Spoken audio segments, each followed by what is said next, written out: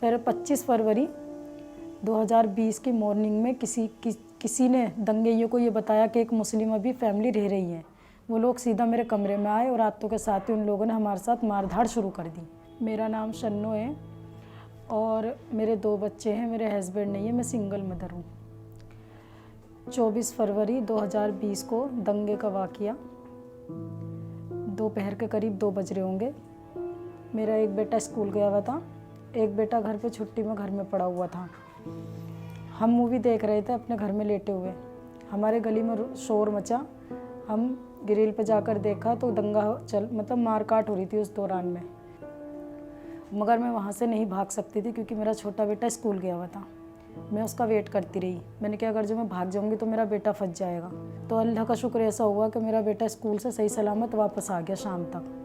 जब वो आया तो फिर हमने भागने की कोशिश करी, मगर भागने से पहले ही गली के अंदर बहुत भयानक वाला दंगा होना शुरू हो गया, मारकाट। फिर उसके बाद ऐसा हुआ हम लोग पूरी रात फंसे रहे।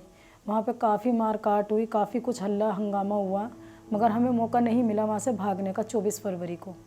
फिर 25 फरवरी 2020 की मॉर्निंग में किसी ने दंगइयों को ये बताया कि एक मुस्लिम अभी फैमिली रह रही है। वो लोग सीधा मेरे कमरे में आए और रातों के साथ ही उन लोगों ने हमारे साथ मारधाड़ शुरू कर दी, मेरे साथ और मेरे बच्चों के साथ, जिसमें कि मेरा सर फटा था और मेरे टाँके भी आए थे और मेरे बेटे का हाथ शोल्डर पे लगा था। मेरा बेटा भी इंजर्ड हुआ था। तो हम लोग फिर बड़ी मुश्किल से वहाँ से, मेरे लैंडलॉर्ड मकान में आग लगा रहे थे वो सामान में, और हमें भी जला रहे थे। तो हमारे मकान मालिक ने अपने घर को बचाया। उसी दौरान में बीच बचाव में हम लोग मौका पा करके और हम लोग वहाँ से बच के भागे अपनी जान बचा के। हम भागते भागते 6 नंबर गली से भाग कर आए। तो 6 नंबर गली में एक मस्जिद पड़ती है, वहाँ पे हमारे मुस्लिम भाई लोग खड़े थे, काफ़ी लोग। जब उन लोगों ने देखा कि ये कुछ लोग भाग कर आ रहे हैं, बच्चे और एक लेडीज़ भाग कर आ रही है, उन लोगों ने एकदम से आकर के हमसे सपोर्ट करा और बिठाया। जब से लेके अभी तक, दंगों से लेके अभी तक, जो दंगों के दौरान पे मेरा अंडे का और मोमोज का जो ठिया था, उन लोगों ने मेरा ठिया विया सब तोड़ दिया। कुछ काम जो मेरा कारोबार था, जो मैं थोड़ा बहुत कमा के बच्चों को खिला पा रही थी, जो मेरा रोजी रोजगार था, सब तोड़ दिया उन लोगों ने। कुछ नहीं बचा मेरे पास में। कि मेरा भी सपना है कि मैं अपने बच्चों को कुछ पढ़ाऊँ लिखाऊँ ना, आगे बढ़ाऊँ, मगर जिस तरीके के हालात हो रखे हैं, जिस तरीके के दंगों ने हमारे हालात कर दिए, मुझे नहीं लग पा रहा कि मैं अपने बच्चों के लिए कुछ कर पाऊँगी। मैं बहुत टूट चुकी हूँ।